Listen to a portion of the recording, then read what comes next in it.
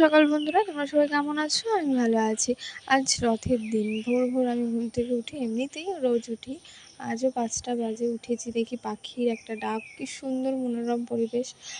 দিয়ে সেই একটা ক্লিপ নেওয়ার পর আমি সারাটা দিন একটু ব্যস্তই ছিলাম, একজন হসপিটালে ভর্তি, তার সাথে গিয়ে ছিলাম। বাড়িতে এসে মাছ দিয়ে ভাত খেয়ে আমি গেলাম রথের মেলায়।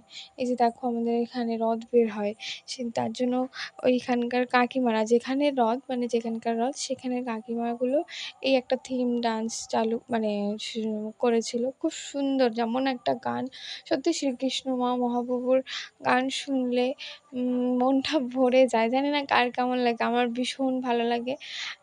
এই যে এই গানটা, তারপরে এই নাচটা দেখে আমার মনটা ভরে উঠেছিল।